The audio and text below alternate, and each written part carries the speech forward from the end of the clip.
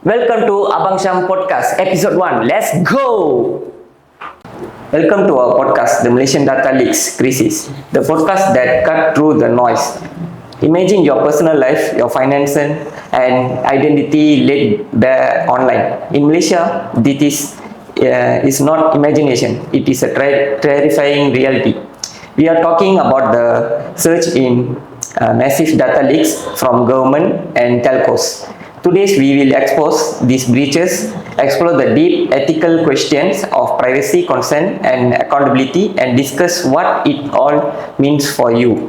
So I'm your host Heresham, and joined by our dedicated researcher Mr. Azuma and the sharp analysis Mr. Haris. Let's dive in. Mr. Azuma, set the scene for us. What are the key data leaks we have witnessed in Malaysia since 2022? Alright, so thank you, Mr. Harisham. So, so there are many recent major data leaks. Okay, so I will start with the recent major data leaks in 2022. So, in December 2022, the major data leaks from TM Unified Mobile Data Breach, which affects about approximately 250k customers, which contains their phones, emails, and their name. And the TM has addressed the issue and reported to the authorities. And then for January 2024, interestingly enough, TM also have been alleged of data breach. So a hacker has basically claimed that they have obtained about 20 million user data from their database, but TM has basically claimed that it's just a old data, but they also take a proactive measure by reporting it to the authorities. So also, like recently, for kedah.gov.my data breach, it actually happens in February 2025.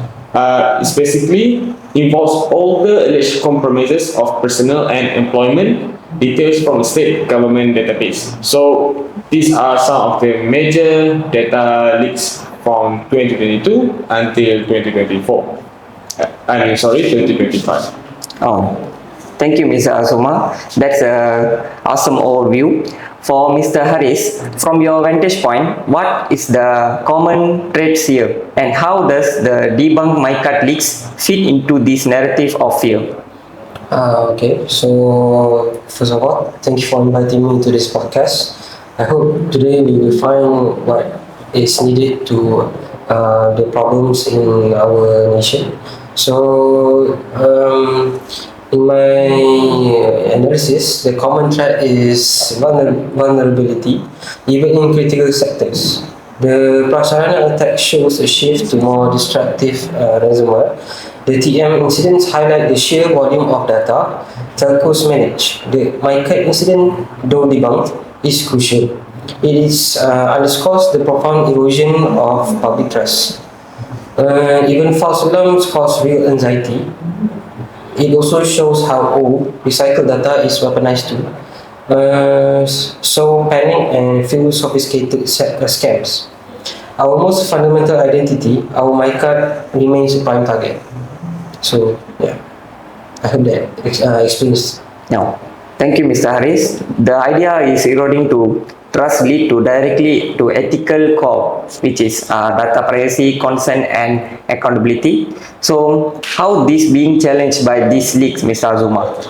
So, how this is challenged? First of all, these are some of the fundamental rights that are being violated. So, for example, in terms of three dimensions, which are the data privacy, consent, and also accountability. So, when it comes to data privacy, it's basically shattered when our names and our ICs and address is exposed. So, fueling identity theft and fraud. So, consent becomes murky when especially telco data is involved, because there's no explicit consent being made from the authorities. For example, like one of the project for MCMC mobile phone data project, where data telco is used, when there's an explicit consent, it's become harder to execute the project. So they have to like implicitly have the consent from the customer. So it's not very easy for the customer to opt out from the project. And then for when it comes to the accountability, we must ask who is responsible to this data breach or data leak. Is it the government? Is it the customer? Is it both? So these are some of the questions that we need to ask and address. That's all for me. Yeah, exactly. Ms. Azuma, thank you. And the gap for government data is huge. Is a huge concern. Ms. Haris, how are Malaysian law evolving to tackle these issues and enforce better accountability?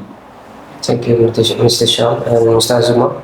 So Malaysia's legal response is starting to catch up. The updated Personal Data Protection Act now requires companies to report breaches within 72 hours and introduces heavier penalties. This encourages more transparency and quicker action. The Cybersecurity Act, which comes into effect this year, specifically target critical infrastructure like government agencies and telcos. It mandates risk assessments and incident reporting with serious consequences for non-compliance. But despite these improvements, one major gap remains.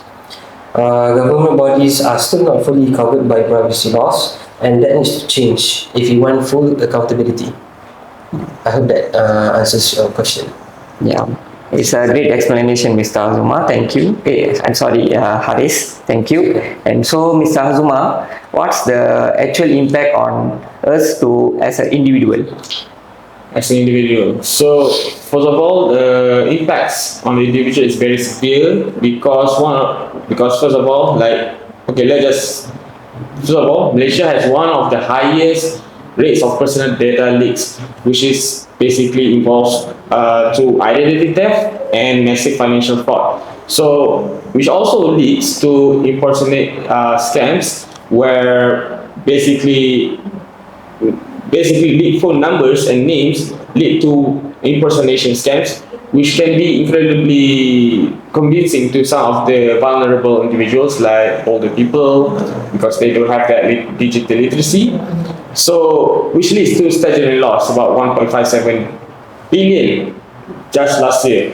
So, beyond money, there's also profound anxiety and also distress and also deep erosion in our current digital system in Malaysia. So that's how the impact is in Malaysia. That's truly alarming. So, thank you, Mr. Azuma. And for Mr. Haris, what are the key takeaways for listeners, and what are the expert recommending, and what can we do? Well, surely for now, experts are calling for stronger security across the board. Organizations must invest in data encryption, staff training, and solid incident response plans. For everyday users like us, the key is staying alert. Use strong and unique passwords, enable two-factor authentication, and be suspicious of unexpected messages or calls asking for personal information. Regularly check your bank statements and credit reports to catch anything suspicious early. Most importantly, we should all push for stronger privacy laws, especially when it comes to how government agencies handle our data. So, yeah, that is all from me. Okay, thank you so much both Mr. Azuma and Mr. Haris for this critical and comprehensive insight, and it's been invaluable. Although everyone has a role to play in data security, the people who store our data face the most of the burden. So stay informed, stay vigilant, and we will see you in next time. Thank you.